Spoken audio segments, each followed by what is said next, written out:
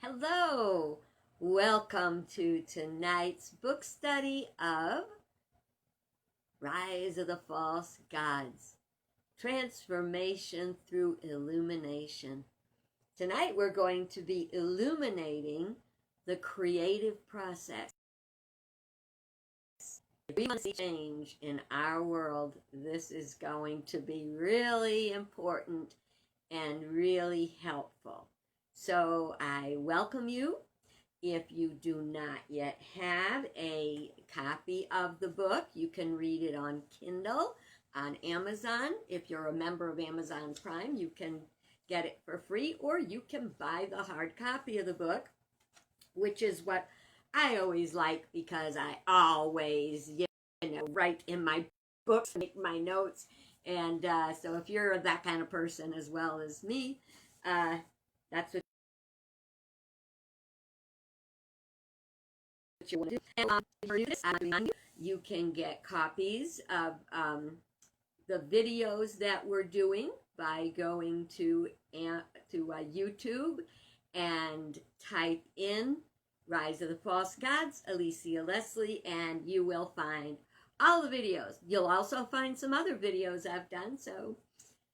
And I do welcome comments. I may not see them because of how my screen shows up while I'm doing this. If you have a question it's not answered, I will answer after the book study's over. So let's begin with tonight's chapter on the creative process. If you have a copy of the book, you'll see this on page 136. Okay. Now, this is kind of a process that I'm going to try to break it down to be as simple as I can, because it may sound complex, but that's because it is contrary to the way we commonly look at things. We look at things always down in human consciousness. We have to lift it up to the spiritual realm so we can see things. Even science, which is an elevated type of intelligence, it is still lower in the physical, the human realm of thought, the manifest realm of thought, whereas the creative process actually occurs beyond that. Now, I think a lot of people like Albert Einstein rose above that, and that's where he got that true genius. Okay, so let's start. Manifestation occurs through the creative process. This is on page 136, if I didn't already say that. The process in which unformed substance, or what seems to be nothing, something takes form. So where there seemed to be nothing, there is now something. It's not like, like you pull it out of the sky, although I think you just might be able to if you were that elevated. But the process we will go into now. The manifestation takes form through the law of correspondence. The creative process states mind plus idea equals expression. And look at the word of expression as meaning pressing into manifestation. If you have a lump of clay, you shape it by how? Pressing into it. You press it and shape it with your hands. Okay, so this is mind, idea, and expression. God creates and we participate. We are what we call co-creators with God. God does the real creating, the spiritual principles. It's not a guy in the sky. It is a higher consciousness that is both transcendent, which is greater than our collective. The thing about the the total is the greater than the sum of its parts. That's the way consciousness would operate, and thus the greater than sum of the parts, the greater than is God, and the sum of the parts are we who are co-creators with God. Okay, this is called co-creation. As stated earlier, our mind is our connecting link with God. Divine mind, which is the creator of all divine ideas, we call divine mind first cause. Nothing would manifest if we didn't get an idea. You know, we'd just be walking around puppets. But we receive divine ideas. And with those divine ideas, we manifest that which we want in life. Sometimes it's a good thing.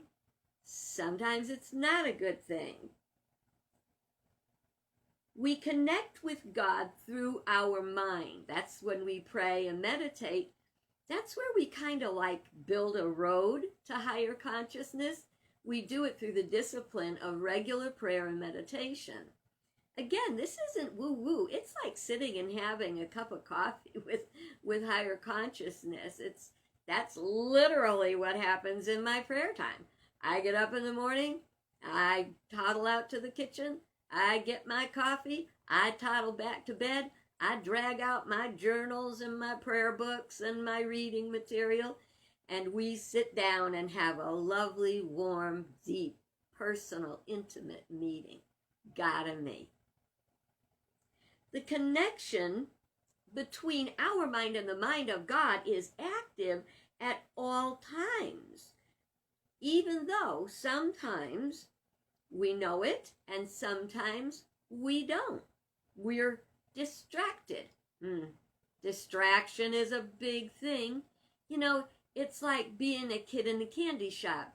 There's so many wonderful things in life that we don't know where to focus. And it's real important to focus, because if you want to manifest anything, you're going to need to focus. Okay, now this is a little bit how it works. I'm trying to make it real simple.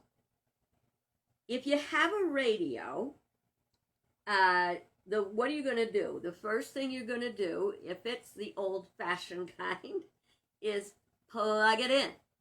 So you got your radio, you're going to plug it in. So a connection's made to the energy source, to the radio. But in order for the radio to receive the electricity, it has to be turned on. Okay? So we turn it on. Then what are we going to get? We have to adjust the tuner to see whether we're going to get some good old country music, or whether we're going to get opera, or whether we're going to get rock and roll or rap, or just static if we don't tune in. You know, when I start my prayer time most days, there's a lot of static going on in my head. It might be what I dreamed about. It might be what I've got on my to-do list. It's like, so I have to fine-tune my mind to where I want to go. That's where books, inspirational materials, one of my inspirational materials, even though I don't agree with her a lot, but one of them is Joyce Meyer. I put that on in the morning. Sometimes I think what she says is great. Sometimes I say, oh, no. And that's a good thing. You don't have to believe everything somebody says. You take what works and you hold it in your heart. And if more is to be revealed, then it will. And if it's not, you'll become stronger in what your beliefs are because you fine-tuned them. You'll know when you hear harmony, and you'll know when you hear dissonance. You want that nice harmony. Okay. So we have to turn the tuning dial till we find the station we want. What do we want to listen to?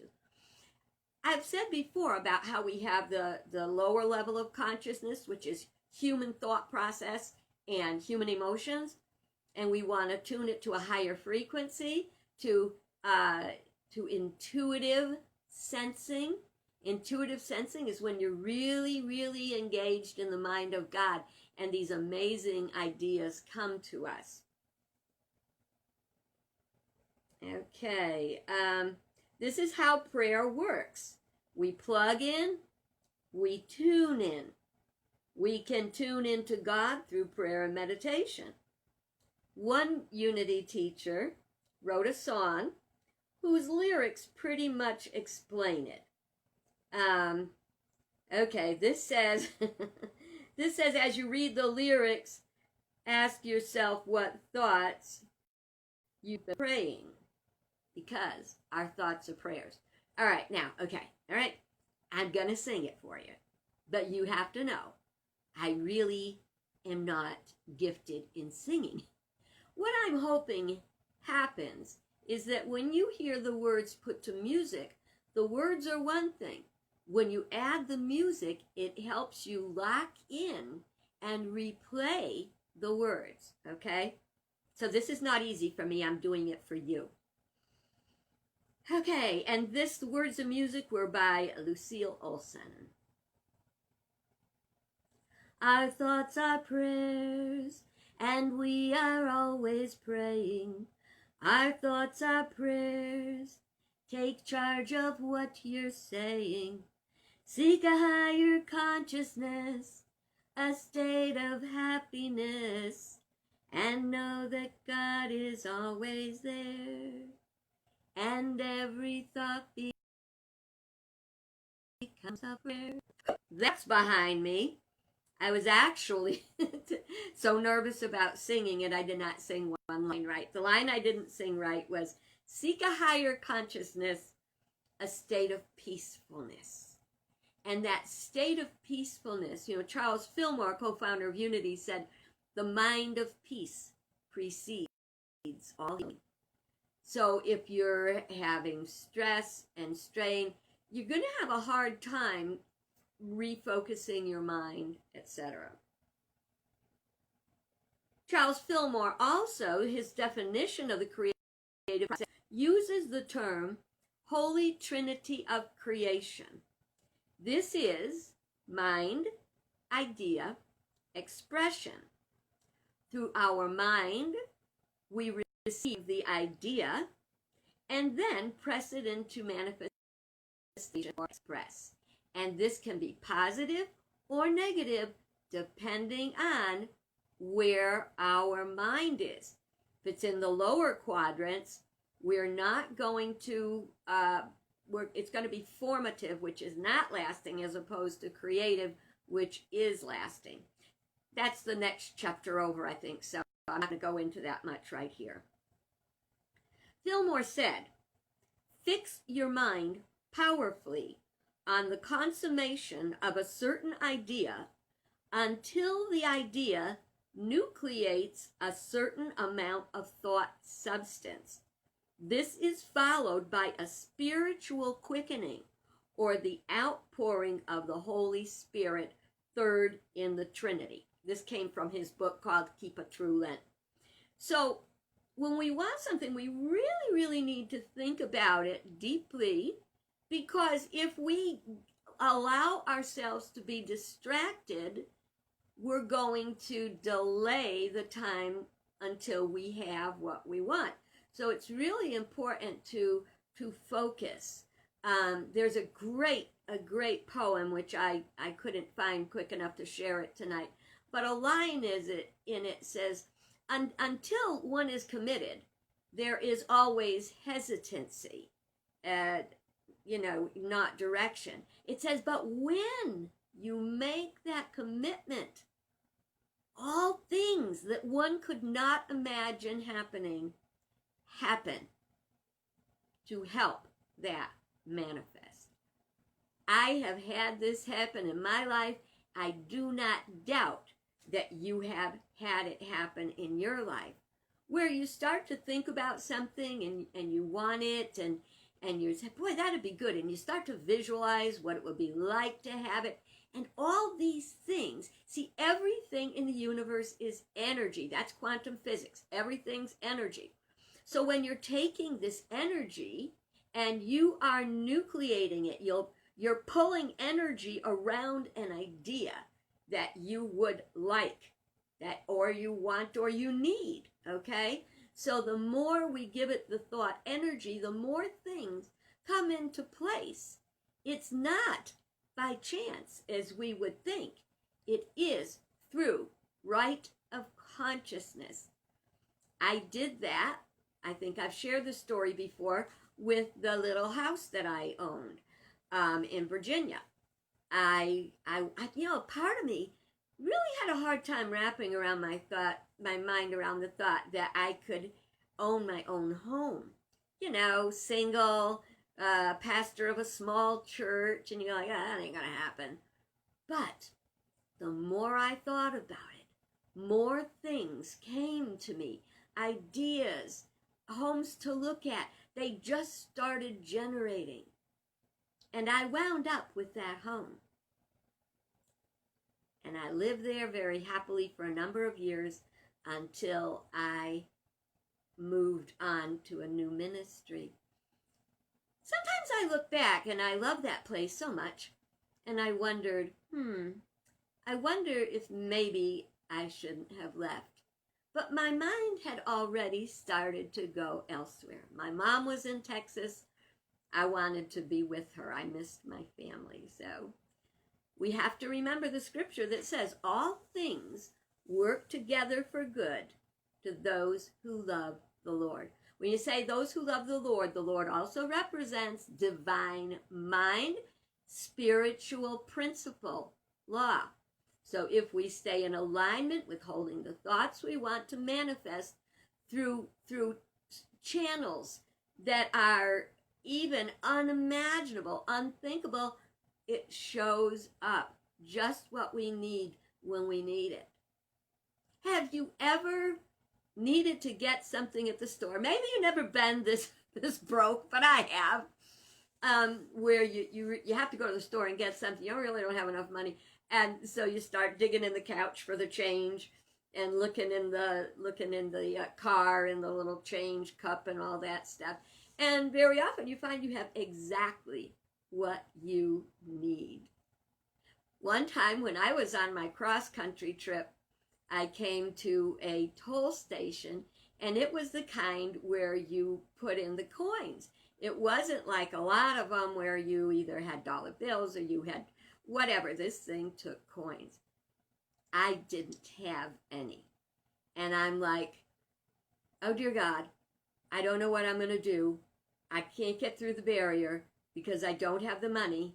And so I said, I'm going to have to get out of the car and ask the lady behind me if she had change. So I got out of the car and I looked down on the ground, and someone had tried to toss their money into the bin, maybe several people over many trips, and there was exactly what I needed there. Someone had dropped on the ground to put in that bin and get through that toll station. If you think about it in your life, you're going to find it happens more often than not. Now, if I let my mind get into a snitch, this always happens to me. It's not fair. God, what are you doing to me? You stick me out here in the middle of God knows where, and I don't have the money to get to the station. I'm going to be stuck, and what's going to happen? And the cops going to, that's called your monkey mind. So, but I got grounded. I had peace about it. I would do what I had to do. Open the door. Bingo, there's the money. That's one reason why if I can ever just help somebody out, buy their coffee, toss something their way, it works for me because I always know I will be provided for when I need it. And it's so important to watch your mind. Where the mind goes, energy flows, and manifestation follows.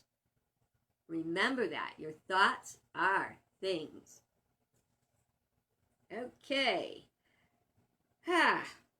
So, we may wonder then, if God is the creator of all of all ideas, and we are co-creators through manifestation, where does evil come from? Is poverty an idea in the mind of God? How about divorce and disease? Is war an idea in the mind of God? Murder? The answer is no. While we do receive ideas from the mind of God, how they manifest is through right of consciousness. Where are we in our thought process? That's why when we try to control and manipulate things, we may make it happen. We may get what we want, but we're going to find it just doesn't work out. You know, today I'd been watching a Christmas movie on TV. Maybe that was yesterday, yeah. And I got this idea for probably my next NaNoWriMo, which isn't until next November, so I have time to generate ideas. And I want to write a book called The Worst Best Christmas Ever. And it's going to be about some people who get exactly what they asked for Christmas. And it is exactly what they really, truly didn't want, because they manifested it in lower consciousness. Sounds like it's going to be fun, doesn't it? I think so. All right. So God does not create this. We formulate it through lower consciousness. Lower consciousness means I put myself first. I put me first. I put what I want first, regardless of what is the highest good of the whole, including myself. We apply the principles of the creative process to prevent what we don't want to manifest. Where do we stop it? The best place is to intersect the process in its inception. The first thought. In other words, nip it in the bud. And that is bud. I have a friend who says, nip it in the butt. No, that's not what that means. To nip it in the bud means to get rid of it before it blooms, before it develops fully, which would be toxic. It's best if we don't allow the idea to take root in our mind in the first place, where it can nucleate like thoughts and feelings which will manifest. An example of this would be, let's say, an argument. You know, let's say your mate, because it's probably the easiest, sadly, the easiest person you would have to argue with.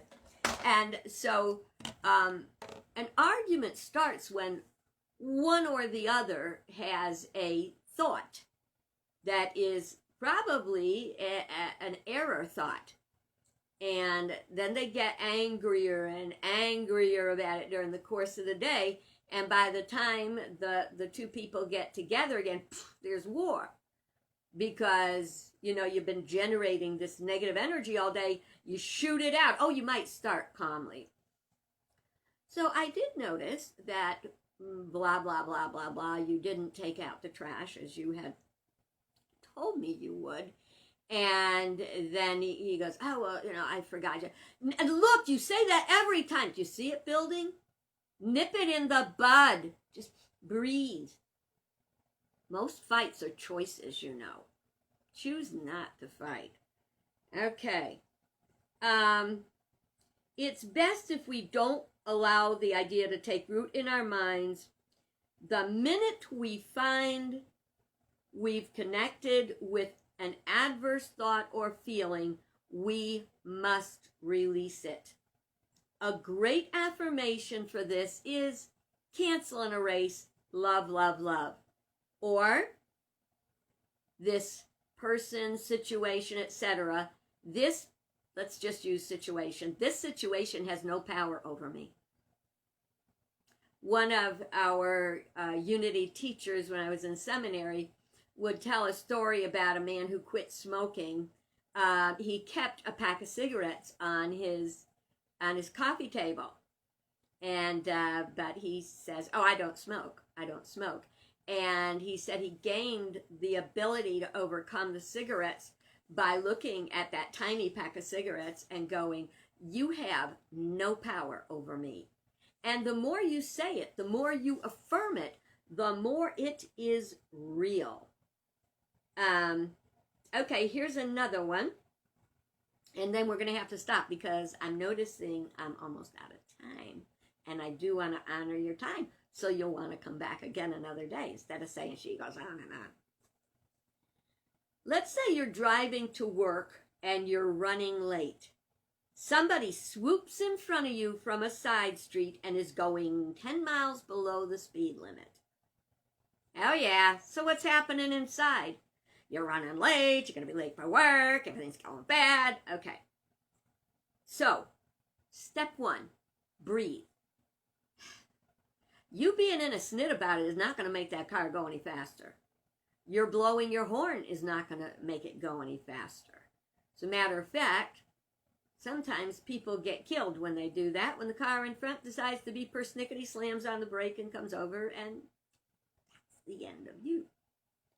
Sadly, isn't it hard to say? Hard to believe that would actually happen. But by right of consciousness, sometimes we've got to learn to overcome that consciousness. When we take deep, slow breaths, we can't think. This breathing thing is important. Let's say you're trying not to cry. Sometimes, like if people are doing a memorial service, I invite people to come up and share about the departed, that special stories that will be dear to the other family members who knew this person in a different way, or the other friends. And I say, if you feel like you're getting choked up, breathe. Because when you do, you can't think. Your brain gets a rest. You might notice in the future, the more stressful you get, the more shallow your breathing is. So if you want to relax, that can make your blood pressure go down too. It's amazing. Okay, this breaks the connection between the thinking and the feeling. Step 2, affirm. All is in divine order. I am at peace. All is in divine order. I am at peace. Consider the possibility that person is in worse shape than you are. Maybe they're in agonizing pain, or they heard someone was injured and they had to get to the hospital. Whatever. Let it be. Let it be. Don't make it your issue. That's their issue. Number 3, consider the possibility Spirit put that car there for a reason. It could be to teach us patience, or leaving earlier, or about staying grounded in the face of adversity. Basically, what we're doing is we are changing habits. So you want to change those habits, make them good habits, change the way you think, and change your life. And instead of manifesting strife and discord, you will be manifesting good and love and peace and joy and happiness. That's going to have to be it for tonight. Tomorrow, we will finish this, and we will maybe start into creative versus formative. You're going to like that too. So I'll be looking forward to visiting with you tomorrow.